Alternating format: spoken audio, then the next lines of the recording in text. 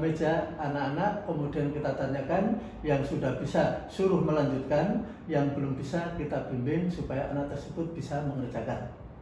Berarti ada yang masih konvensional tapi juga sudah mulai juga menggunakan videonya, ya, IT-nya sudah berjalan. Oke.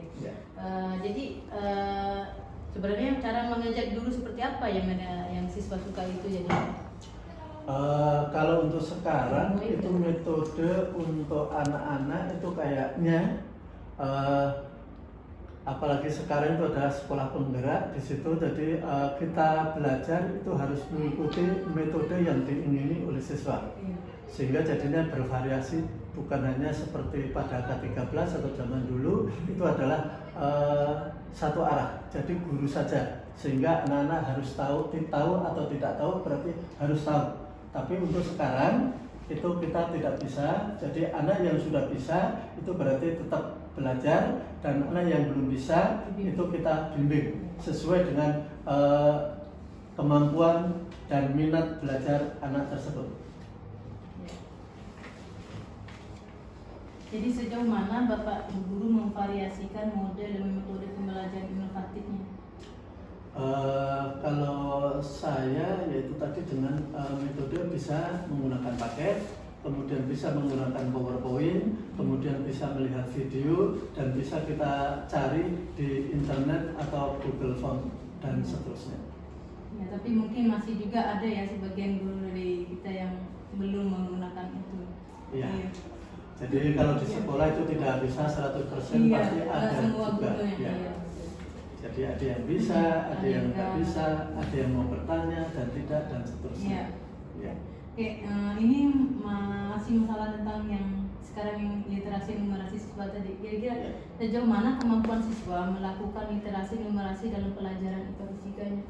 Ada nggak mereka belajar baca tuh di rumah atau gimana kemampuan ini? Nah, untuk sekarang itu kayaknya anak-anak itu untuk membaca, kalau membaca tentang materi pelajaran itu kayaknya ogah-ogahan atau malas. Tapi kalau untuk yang lainnya itu sudah tidak usah disuruh, sudah nyari sendiri. Kemudian apa saja kendala Bapak Ibu temukan pada diri siswa dalam hal literasi numerasinya ini, Pak?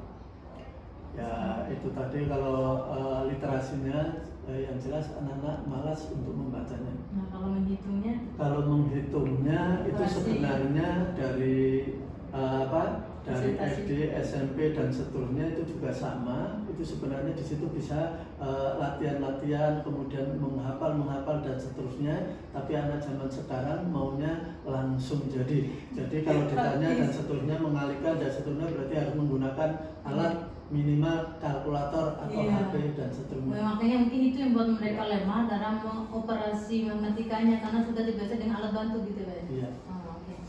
Ini untuk pelajaran pertanyaan selanjutnya yang keempat, masalah sarana prasarana laboratorium yang masih terbatas dalam sana kerja.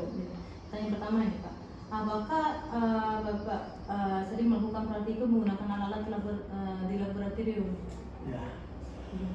Kalau pada sebelum pasca banjir yang besar di Kota Bima, sehingga itu banyak teman-teman yang melakukan demonstrasi atau praktikum. Tapi setelah pasca banjir, sehingga alat-alat di laboratorium itu semuanya rusak semua, dan karena banjir besar kemudian terendam sampai 3 hari, sehingga alat-alat rusak. Ya, ada yang berkarat, ada yang pada saat pembersihan langsung masuk ke TPA, tempat pembuangan sampah dan seterusnya. Tapi walaupun tidak ada alat, tapi kita yang tahu informatika atau internet dan seterusnya, kita bisa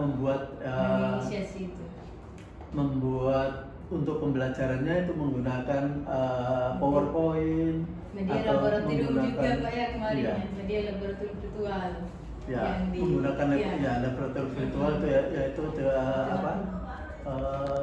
namanya apa itu? Programnya ya, pakai pad ya, yang disosialisasi dari perguruan tinggi di sekitar kita. Jadi